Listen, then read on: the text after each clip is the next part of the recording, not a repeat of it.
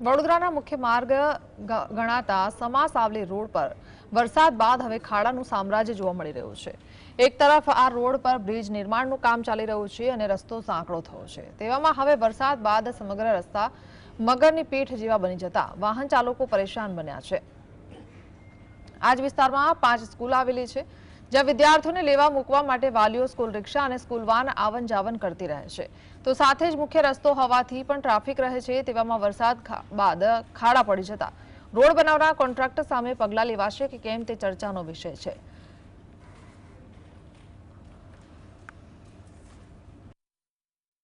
વડોદરા મહાનગરપાલિકાના પાપે ફરી એક વખત લોકોને ખાડામાંથી પસાર થવાનો વારો આવી રહ્યો છે। આ વડોદરાના સમા પૂર્વી બ્રિજ નજીકનું આ ઘટના જોઈ શકો છો કે રોડનું જે રીતે કામ ચાલુ છે, પરંતુ જે રીતે ખાડાનું સામ્રાજ્ય નજીવા વરસાદની અંદર જ કમરતોડ ખાડા અહીંયા આગળ પડી ચૂક્યા છે। અંદાજિત આખા વિસ્તારની વાત કરીએ તો 20 થી 25 જેટલા ખાડા પડી ચૂક્યા છે।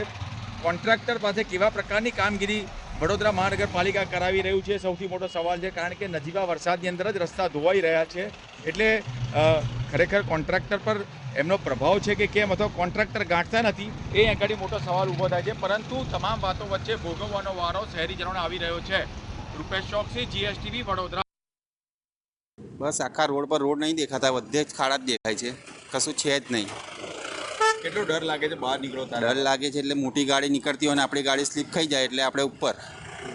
તો શું કરવું જોઈએ પાલિકાએ? હજી તો નજીવો વરસાદ પડ્યો છે, શું કરવું જોઈએ?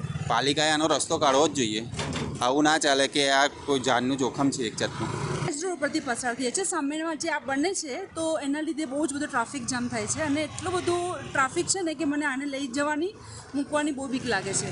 ખાડા પણ બહુ ઊંડા થઈ ગયા છે, એવું લાગે ક્યારે શું થઈ શકે છે ખબર નથી। મને એવું લાગે છે તંત્ર ત્યારે જ જાગશે કે જ્યારે કોઈ એક છોકરો અંદર પડશે, પછી તંત્ર જાગશે। મને તો એવું ફીલ થાય છે, કારણ કે બહુ જ એટલે રોડ જ નથી બનાવતા, એટલીસ્ટ રોડ તો બનાવો।